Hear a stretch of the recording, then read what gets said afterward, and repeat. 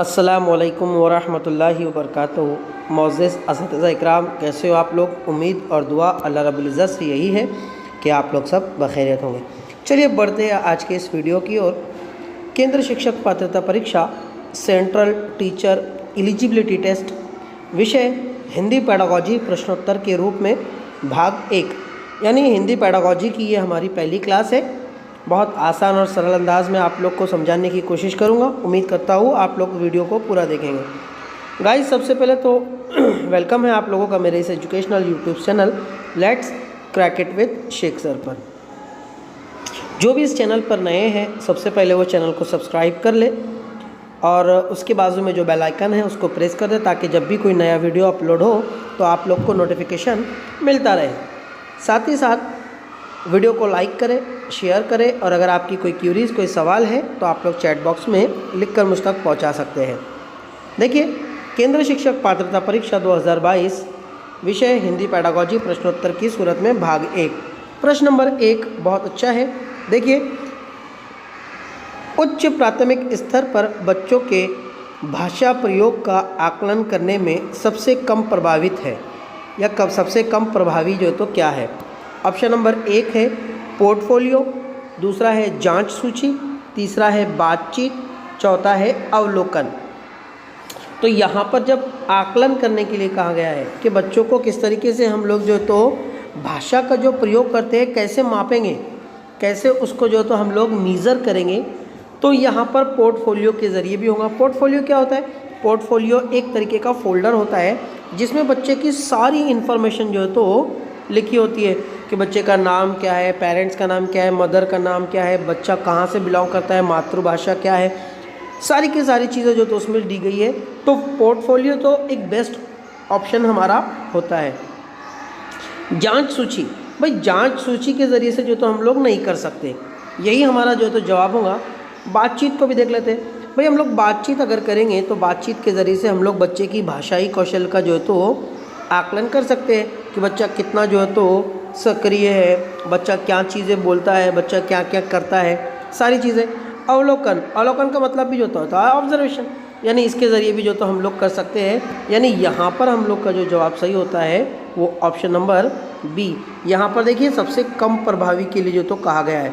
अगर कम प्रभावी के लिए अगर नहीं कहा जाता तो हम लोग ऑप्शन नंबर ए, सी और डी ये हमारे आंसर हो सकते थे, ठीक। लेकिन यहाँ पर कम के लिए कहा गया है और सबसे कम जो है तो यहाँ पर ऑप्शन नंबर बी ही है, ठीक। आइए बढ़ते हैं अगले सवाल की ओर। अगला सवाल है आप लोगों का, बच्चों में पढ़ने लिखने की कुशलता के विकास में सर्वाधिक सहायक। अब देखिए, बच्चों के पढ़ने लिखने में ये जो पढ़ने लिखने की जो कुशलताएँ है, ये जो उनकी महारत है, इसमें इसका विकास करने में सबसे ज़्यादा सहायक मददगार जो है तो कौन साबित होगा? ऑप्शन नंबर 1 कहानी पढ़कर सवाल बनाना, ओके, ठीक। ऑप्शन नंबर 2 प्रदूषण पर निबंध लिखना। Option number 3 सुलेखन। ऑप्शन नंबर 4 श्रुत लेखन। अब देखिए, सुलेखन और श्रुत लेखन क्या है?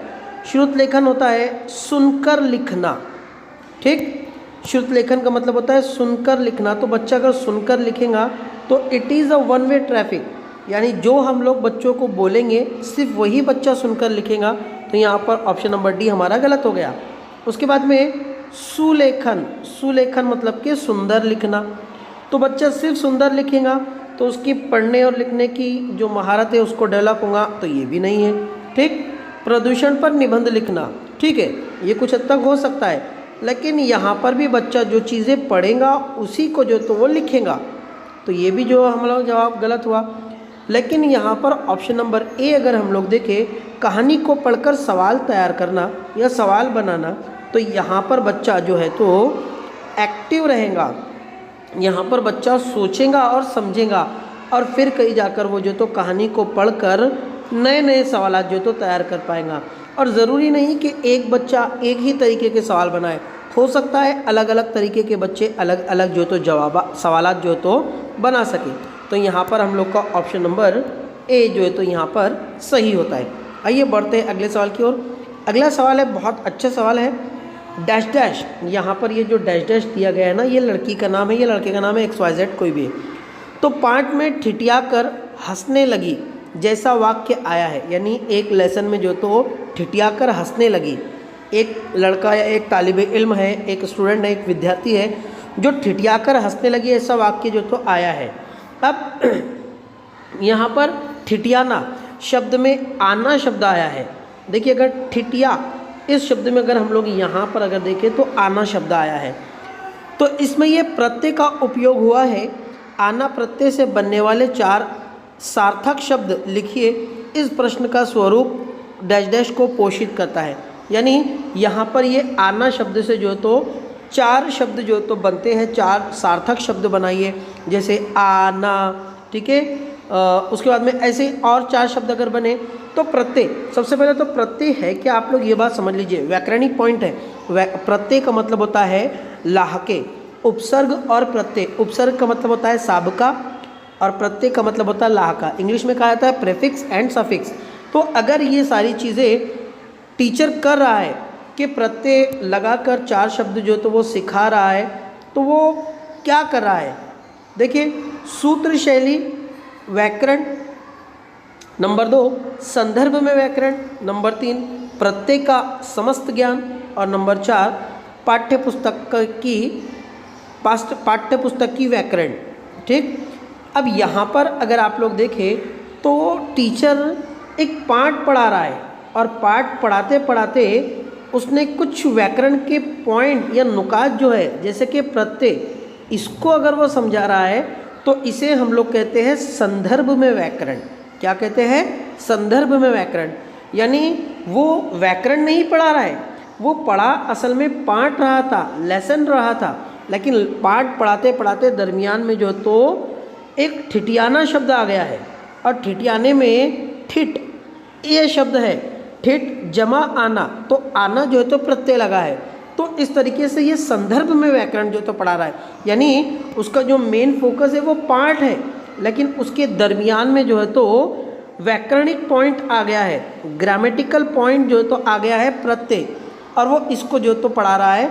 तो यहाँ पर जवाब आप लोग का संदर्भ में व्याकरण जो तो ये सही होगा। आइए बढ़ते अगले सवाल की ओर। अगला सवाल है आप लोगों का, क्या है? उच्च प्राथमिक स्तर पर हिंदी भाषा शिक्षण का उद्देश्य नहीं है। याद रखिए, नहीं है कहा गया है। ठीक। यहाँ पर देखिए, विभिन्न साहित्यिक विधाओं और ज्ञान से संबंधित अन्य विषयों का समन विकास करना, भाई ये तो है। ठीक। निजी अनुभव के आधार पर भाषा का सृजनशील इस्तेमाल करना, भाई ये भी है, सृजनशील इस्तेमाल कहा गया है, तो ये भी होगा। भाषा की बारीकी और सौंदर्य बोध के लिए हिंदी भाषा का व्याकरण कंठस्थ करना। देखिए कंठस्थ कहाँ, जहाँ पर भी आप लोग को कंठस्थ शब्द आ जाए, रटना आ जाए, वहाँ पर ये जवाब आपका नहीं होगा, लेकिन यहाँ पर नहीं पूछा गया है, इसलिए हमारा जवाब यहाँ पर यही होगा। लेकिन हम ऑप्शन नंबर 4 भी देखते हैं। सरासरी तौर पर किसी पाठ को देखकर उसकी विषय वस्तु का पता लगाना। ठीक है, तो भाई ये भी जो तो भाषा का उद्देश्य हो सकता है, लेकिन भाषा का उद्देश्य कभी भी जो तो कंठस्थ करना, मेमोराइज्ड करना, रटना, याद करना, ये नहीं होता है।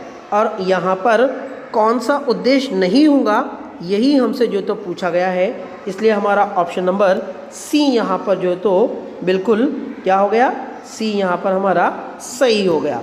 आइए बढ़ते अगले सवाल की ओर। अगला सवाल है आप लोग का, उच्च प्राथमिक स्तर पर बच्चों के भाषाई आकलन की दृष्टि से सबसे महत्वपूर्ण प्रश्न है, यानी सबसे महत्वपूर्ण प्रश्न जो है तो कौन सा है बच्चों की भाषाई आकलन को समझने के लिए। ठीक, यहाँ पर देख लेते हैं हम लोग। पहला है, मोर मोरनी के नाम किस आधार पर रखे गए हैं। ठीक है, कुछ हद तक लेके चलते हैं। उसके बाद में नीलकंठ की नृत्य भंगिका को अपने शब्दों में, याद रख लीजिए अपने शब्दों में आ गया यहाँ पर, तो बच्चा जो है तो खुद से अभिव्यक्ति करेगा। यहाँ पर सबसे ज़्यादा पॉजिटिव यही जो है तो ऑप्शन है, लेकिन हम लोग तीसरा और चौथा भी देख लेते हैं। लेखिका को नीलकंठ की कौन सी चेष्टाएं बहुत भाती है। देखो कौन सी कहा गया है, तो यहाँ पर बच्चा 1 वे आंसर जो तो लिख सकता है, 1 सेंटेंस में, इवन 2 सेंटेंस में भी लिख सकता है, लेकिन जो तो ये डाइवर्जेंट माइंड नहीं, कन्वर्जेंट माइंड रहेगा। ऑप्शन नंबर डी देख लेते हैं हम लोग। वसंत ऋतु में नीलकंठ के लिए जाली घर में बंद रहना असहनीय क्यों हो जाता है? इसका आंसर भी जो तो वन वे हो सकता है, ठीक, इसका आंसर भी वन वे हो सकता है। लेकिन यहाँ पर ऑप्शन नंबर बी अगर आप लोग देखें तो इसका ऑप्शन जो है तो बच्चा अपनी अभिव्यक्ति के ज़रिए जो तो करेगा, क्योंकि यहाँ पर अपने शब्दों में वर्णन करने के लिए कहा जा रहा है, और यहाँ पर हमारा ऑप्शन नंबर बी जो है तो यहाँ पर सही होगा, ठीक। आइए बढ़ते अगले सवाल की ओर। अगला सवाल है आप लोगों का कि विद्यार्थियों को पढ़ने में रुचि जगाने एवं भाषा ज्ञान में वृद्धि के लिए पाठ्य पुस्तक के अतिरिक्त और क्या हो सकती है? ठीक, ऑप्शन नंबर एक, पठन सामग्री विकसित की जा सकती है। दूसरा है पाठ्यचर्या सहभागी क्रियाओं का अधिकाधिक उपयोग किया जाना चाहिए। ऑप्शन नंबर 3, शैक्षणिक भ्रमण का अधिकाधिक आयोजन किया जाना चाहिए। समाचार पत्र पोस्टर का निर्माण करवाया जाना चाहिए। याद रख लीजिए, यहाँ पर जब पढ़ने के लिए कहा गया है तो आप उनको शैक्षणिक भ्रमण पर लेकर जाइए, ठीक, समाचार पत्र दिखाइए, पाठ्यचर्या का ज़्यादा यूज़ कीजिए, किसी से भी नहीं होगा। जब यहाँ पर पठन सामग्री उनमें विकसित हो जाएंगी तो यही पाठ्य पुस्तक का जो तो अतिरिक्त जो तो इस्तेमाल हो सकता है, और यहाँ पर हम लोग का ऑप्शन नंबर ए सही होगा, ठीक। आइए बढ़ते अगले सवाल की ओर। अगला सवाल है हम लोगों का, कक्षा के बहुभाषिक और बहुसांस्कृतिक संदर्भों के प्रति संवेदनशीलता का विकास करना यानी क्या है? अब देखो, यहाँ पर दो चीज़ें कहा गया है, बहुभाषिक और बहुसांस्कृतिक या सांस्कृतिक। बहुभाषिक का मतलब होता है कहीं ज़्यादा ज़बानें बोलने वाले, और बहुसांस्कृतिक मतलब कि एक ही क्लास में जो तो ज़्यादा तहजीबों को मानने वाले। ये जो तो संवेदनशीलता का विकास करना जो तो ज़रूरी क्यों हो जाता है यहाँ पर? तो यहाँ पर देख लीजिए, ऑप्शन नंबर एक है आप लोग का कि हिंदी भाषा शिक्षण में एक जटिल प्रक्रिया है। जटिल प्रक्रिया अगर आ गया ऑप्शन काट दीजिए। उसके बाद हिंदी भाषा शिक्षण के प्रति अरुचि, अरुचि का मतलब होता है गैर दिलचस्पी या दिलचस्पी का ना रखना, ये भी ऑप्शन काट दीजिए। ऑप्शन नंबर सी देख लीजिए, हिंदी भाषा शिक्षण का एक मुख्य उद्देश्य है, ठीक है, कुछ हद तक लेकर चलते हैं। ऑप्शन नंबर 4 देख लेते हैं, भाषा नीति की जटिल समस्या है। भाई जटिल यहाँ पर ऊपर आया तो ये भी कट गया, ये भी कट गया, अब हमारा बच क्या गया है? ऑप्शन नंबर सी, और यहीं पर हम लोग का ऑप्शन नंबर सी यही जवाब जो है तो सही हो जाता है, ठीक। आइए बढ़ते अगले वीडियो की ओर, अगले क्वेश्चन की ओर, प्रश्न की ओर। अगला प्रश्न है आप लोगों का कि उच्च प्राथमिक स्तर पर बच्चों की लिखित अभिव्यक्ति को, याद रख लीजिए, लिखित अभिव्यक्ति यानी बच्चा अपने माफी ज़मीर का बच्चा जो तो अभिव्यक्ति यानी कि खुद के विचार को जो तो लिख कर जाहिर कर रहा है, विकास करने में सबसे कम प्रभावी क्या रहेगा? याद रख लीजिए, सबसे कम प्रभावी क्या रहेगा? आइए देख लेते हैं। अगर तुम्हारे घर के किसी कोने में चिड़िया अपना घोंसला बना ले तो तुम क्या करोगे? ठीक है, ये जो तो अच्छा जवाब है, अच्छा सवाल होगा। उसके बाद दूसरा देखिए, कविता की अधूरी पंक्तियों को देख कर लिखिए। याद रख लीजिए, देख कर लिखना जो तो हम लोग का कभी भी उद्देश्य नहीं होता है, और यहाँ पर कहा गया है कम प्रभावी।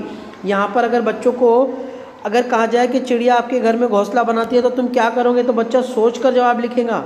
नादान दोस्ती कहानी का अंत परिवर्तित करते हुए कहानी को अपने शब्दों में लिखिए। यहाँ पर ये भी जो तो हम लोग का पॉजिटिव होगा। जवाब में जो तो हम लोग को नेगेटिव कौन सा रहेगा? कम सबसे सहायक होगा, कम सबसे जो तो कौन मददगार होगा वो पूछा गया है। अपने बचपन की कोई, याद रख लीजिए, अपने बचपन का आ गया, यानी यहाँ पर option number A, option number C और ऑप्शन नंबर डी अगर आप लोग देखें तो ये आपका डाइवर्जेंट माइंड है। लेकिन ऑप्शन नंबर बी अगर आप लोग देखें तो ऑप्शन नंबर बी आप लोगों का क्या है?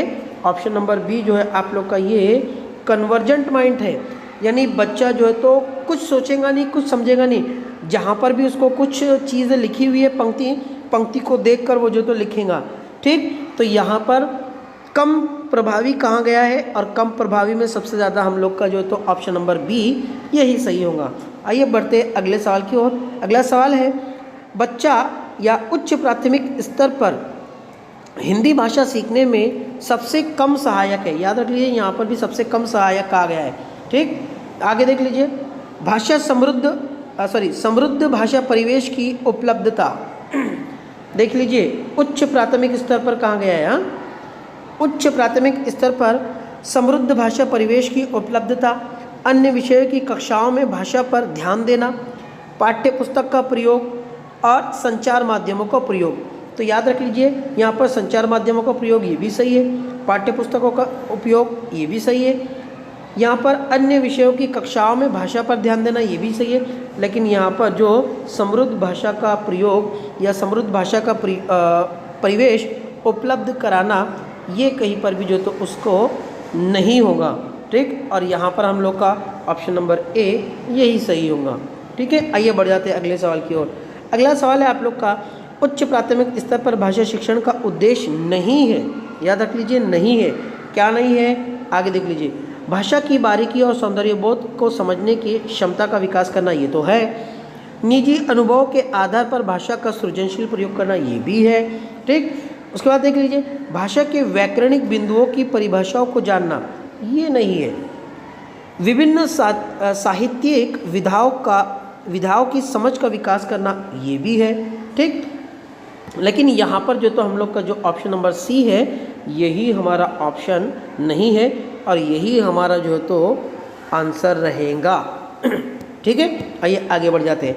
अगला सवाल है आप लोग का, भाषा सीखने और भाषा अर्जित करने में मुख्य अंतर आधार नहीं है। अब भाषा सीखने में और भाषा अर्जित करने में मुख्य अंतर नहीं है, तो भाषाई परिवेश, एक मिनट, हाँ देख लीजिए यहाँ पर भाषाई परिवेश ये भी होता है। व्याकरण, भाई ये व्याकरण का जो तो पॉइंट नहीं होगा। सहजता भी होता है, स्वाभाविकता भी होता है। ठीक, भाषाई परिवेश ये भी होता है, सहजता होता है, स्वाभाविकता का मतलब होता है बिल्कुल नेचुरल, सहजता का मतलब होता है आसानी।